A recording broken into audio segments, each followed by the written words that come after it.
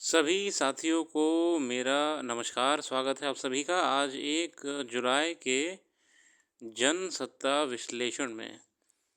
आइए शुरू करते हैं आज का जनसत्ता विश्लेषण। प्रथम पृष्ठ पे अभी अभी तक की सबसे बड़ी खबर है। जैसे कि हम जानते हैं कि आज 1 जुलाई से 3 नए कानून लागू हो जाएँगे। पुराने आईपीसी, सीआरपीसी और इंडियन एविडेंस एक्ट को परिवर्तित करके नए कानून लाए गए हैं। उसको लेके नए नए-नए आयाम बन रहे हैं। 3 नए आपराधिक कानून सोमवार से देश भर में लागू हो जाएँगे, जिससे भारत की आपराधिक न्याय प्रणाली में व्यापक बदलाव आएँगे और औपनिवेशिक काल के कानूनों का अंत हो जाएगा। भारतीय न्याय संहिता, भारतीय नागरिक सुरक्षा संहिता और भारतीय साक्ष्य अधि नए कानून से एक आधुनिक न्याय प्रणाली स्थापित होगी। बहुत सारे प्रावधान साथियों बदले गए हैं। नए कानूनों के माध्यम से अ, जुर्माने बढ़ाए गए हैं, तो कहीं पे पुलिस की शक्तियाँ घटाई गई हैं, कहीं पे बढ़ाई गई हैं। डीएसपी की शक्तियाँ बढ़ाई गई हैं। मजिस्ट्रेट को लेकर ज़्यादा नए प्रावधान दिए गए हैं, कैसे मजिस्ट्रेट्स की शक्तियाँ भी और बेहतर हो गई हैं। इसके अलावा ज़्यादा परिवर्तन नहीं है, लगभग चीज़ें कॉपी पेस्ट करी हैं। और हमारे सामने इसके बाद जो खबर है वो है कि पहले तो हमारे नए चीफ ऑफ आर्मी स्टाफ बने हैं द्विवेदी द्विवेदी साहब। अ, इन्होंने कमान संभाल ली है। जनरल उपेंद्र द्विवेदी सेना प्रमुख हैं और इन्होंने रिप्लेस करा है मनोज पांडे जी को। रिप्लेस तो मैं नहीं कहूँगा, सक्सीड करा है मनोज पांडे जी को। इसके अलावा एक खबर है वन्यजीव को लेके कि भारत ने अपने सभी जैव विविधता के बारे में दस्तावेज स्थापित करने वाला वैश्विक रूप से भारत पहला अग्रणी देश बन गया है। मतलब भारत ही अकेला सबसे पहला देश बना है जिसके पास सारे जीव जंतुओं के ऑन रिकॉर्ड हैं। टाइगर, बर्ड्स, एवियन स्पीशीज़ वगैरह सबके, है ना? एक ऑन रिकॉर्ड डेटा है। कोलकाता में भारतीय प्राणी सर्वेक्षण ज़ूलॉजिकल सर्वे ऑफ इंडिया की 109वीं स्थापना दिवस के अवसर पर फाना ऑफ इंडिया चेकलिस्ट पोर्टल की शुरुआत करते हुए केंद्रीय पर्यावरण मंत्री भूपेंद्र यादव ने कहा कि भारत में जीव जंतुओं की प्रजातियों पर पहला व्यापक दस्तावेज जैव विविधता प्रलेखन में भारत को एक वैश्विक नेता के रूप में स्थापित कर देगा। मतलब हमारे पास सब रिकॉर्ड्स हैं स्पीशीज़ के, जानवरों के, जो कि अच्छी खबर है। हम अपने संपादकीय की ओर बढ़ते हुए चलेंगे तो हमारे सामने प्रथम संपादकीय में आता है पिघलते हिम्मत बढ़ती मुसीबतें। ये लेख लिखा है प्रमोद भार्गव जी द्वारा, जिसमें प्रमोद जी ने हमारे सामने हिम्मत की समस्याओं को लेके कुछ बातें रखी हैं, ग्लोबल वार्मिंग से जो पिघलना हो रहा है। आइए शुरू करते हैं। इसमें इस बार बढ़ते तापमान और जंगल में आग के चलते उत्तराखंड की नदियां उफान पर हैं। अमूमन ये नदियां मानसून में उफनती हैं, लेकिन उनमें पहली बार मई जून माह में उफान देखा गया है। बद्रीनाथ धाम के आगे अलकापुरी हिमखंड से निकलने वाली अलकनंदा नदी में 5 दिन से 3 फुट पानी बढ़ गया। उत्तरकाशी में भागीरथी नदी का जलस्तर असमय 150 घन मीटर प्रति सेकंड बढ़ता हुआ दर्ज किया जा रहा है। साथियों, एक मैं बेसिक कॉन्सेप्ट बताऊं, जो ग्लेशियर्स होते हैं, ठीक है, जो ग्लेशियर्स आपके माउंटेन्स ग्लेशियर्स होते हैं बर्फ़ के, इनका मतलब आप लोगों को पता ही होगा। वैसे भी मैं थोड़ा सा रिमाइंड करा दूं कि जितना भी पानी पिघलता है वो आपका नदियों में जाता है, ठीक है। यही पिघल के जो नदियों में जाता है, नदियों का जल स्तर बढ़ जाता है, इससे नदियाँ उफान में आती हैं। बारिश में तो आती ही आती हैं, मगर लगातार हिमनद के पिघलने से भी जो पानी का लेवल है वो बढ़ रहा है। ये खतरा है, क्योंकि अगर हिमनद भी सारे पिघल जाएंगे तो फिर वेदर भी कंट्रोल होने में समस्या रहेगी पर्वतीय क्षेत्रों की।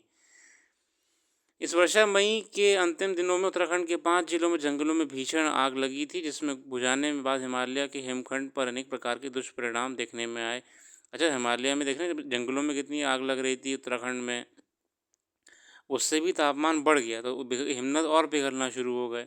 वारडिया भूविज्ञान संस्थान का ताज़ा रिपोर्ट के मुताबिक आग आग से हिमखंडों पर कार्बन की औसत से कम हिमपात और अब आग के कारण वायु प्रदूषण से हिमखंड काले कार्बन की चपेट में आ गए हैं। ब्लैक कार्बन की चपेट में, है ना? तो ये भी एक समस्या है। अब यूएनएसएफ की रिपोर्ट के मुताबिक 37 वर्षों में जंगल की आग और कार्बन कणों के चलते हिमालय बर्फ से ढके रहने वाले क्षेत्र 26 वर्ग किलोमीटर घट चुके हैं। अब ये ना कार्बन, जैसे कार्बन हम जानते हैं कि कार्बन की प्रॉब्लम क्या है, कार्बन ना ट्रैप करता है, ठीक है, हीट को, टेम्परेचर को। इसके अलावा जंगलों में आग भी लग गई, ठीक है ना, तो फॉरेस्ट में टेम्परेचर का तापमान बढ़ गया ना, हीट का। इससे जो ये बता रहे हैं कि 26 वर्ग किलोमीटर आपका 26 स्क्वायर किलोमीटर्स का ग्लेशियर्स जो हैं वो कम हो गए हैं। मतलब जो ग्लेशियर्स होते हैं वो पीछे की तरफ जा रहे हैं, रिसीड कर रहे हैं पिघल पिघल के। ये एक चेतावनी है।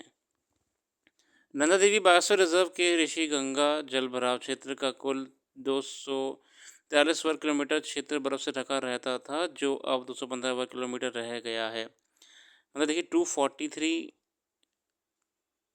वर्ग किलोमीटर ग्लेशियर से ढका रहता था, अब 215 रह गया है। चिंता का विषय है। ठीक है, आगे आते हैं सीधे। विश्व मौसम संगठन WMO ने अनुसार बीते वर्ष और पिछले दशक में धरती पर तेजी से गर्मी बढ़ी है। अमेरिका की पर्यावरण संस्था वैश्विक विटनेस ऑन कोलंबिया विश्वविद्यालय के वैज्ञानिकों ने एक अध्ययन में पाया है कि तेल और गैस के अधिकतम मात्रा में उत्पादन से ये हालात बने हैं। देखिए ऑयल, गैस, फॉसिल फ्यूल्स का जिस हिसाब से हम लोगों ने कंजम्पशन बढ़ा दिया है, व्हीकल्स बढ़ गए हैं शहरों में। अब तो हर घर में गाड़ी है लगभग, और हर किसी के माइंड में है ना, सिर्फ व्हीकल्स की हम बात क्यों कर रहे हैं? व्हीकल्स इतना कंट्रीब्यूट नहीं करते हैं। आप देखिए यूक्रेन रशिया में वॉर हो रहा है, इसराइल फ़लस्तीन में वॉर हो रहा है, इसराइल हमास वॉर हो रहा है। तो मैंने एक बहुत बढ़िया क्लिपिंग देखी थी, उसमें बताया गया था कैसे जो गाड़ी होती है, एक कार होती है और एक टैंक है। वॉर गाड़ी कितना, अगर गाड़ी मान लीजिए कि 1 यूनिट कार्बन एमिट कर रही है, पॉल्यूशन को कंट्रीब्यूट कर रही है, तो उतनी ही दूरी पे एक टैंक होता है, वो 40 यूनिट कंट्रीब्यूट कर रहा है। मतलब हम तो ये बात ही नहीं कर रहे हैं, हम ये गाड़ी-वाड़ियों पे क्यों सारा आरोप लगा देते हैं। वॉर में भी तो देखिए कितना फाइटर जेट्स वगैरह उड़ रहे हैं, इतना एम्यूनेशन यूज़ हो रहा है, इतना पॉल्यूशन हो रहा है। इसके अलावा अब और भी तो बात करिए, फैक्ट्रीज़ की बात करिए। फैक्ट्रीज़ देखिए, कारखाने आज भी चल रहे हैं, ये कारखाने धुआँ करते हैं, पॉल्यूशन करते हैं, डेली कर रहे हैं। अरे गाड़ी कब पॉल्यूशन करेगी?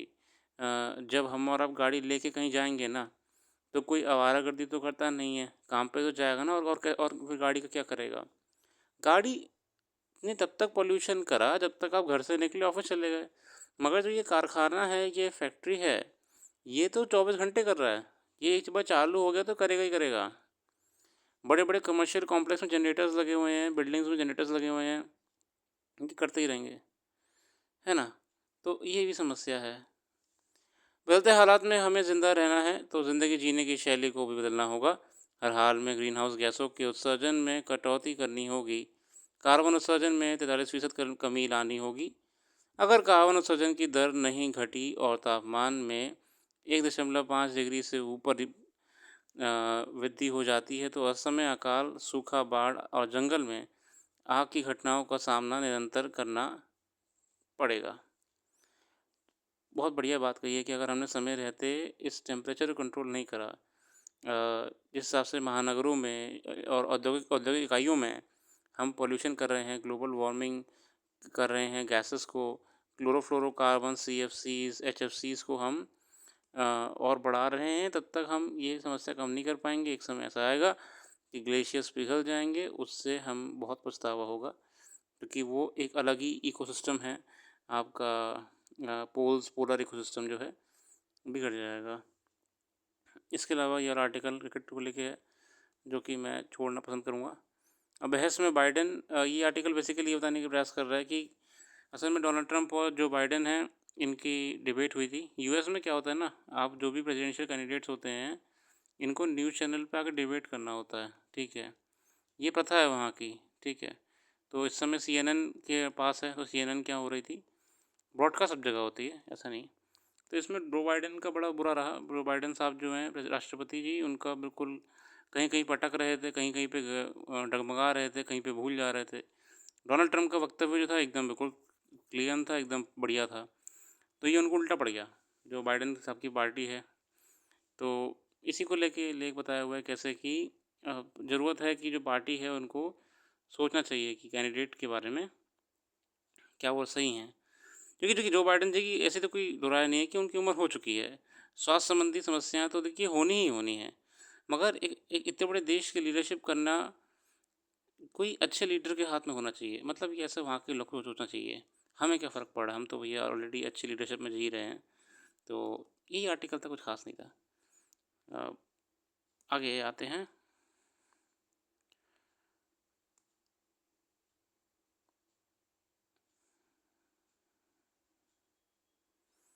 असल में ये वेंकैया नायडू जी के बारे में, का बर्थडे था, तो मोदी जी ने लेख लिखा छोटा-सा उनको लेकर। हैप्पी बर्थडे है वेंकैया नायडू जी को हमारी तरफ से भी। इसके अलावा ऐसी कुछ विशेष खबर नहीं है राष्ट्रीय अंतर्राष्ट्रीय, अगर मिलेगी तो आपको बता दूँगा। बाकी हमने वेबसाइट पे अपडेट कर ही दी है। वेबसाइट पे का आप करंट अफ़ेयर को देख सकते हैं। वेबसाइट का लिंक डिस्क्रिप्शन में मौजूद है। आप जाके और करंट अफ़ेयर डिटेल में पढ़ सकते हैं। बाकी आज के लिए इतना रखते हैं। अपना कीमती समय देने के लिए बहुत-बहुत धन्यवाद। आपका दिन शुभ हो।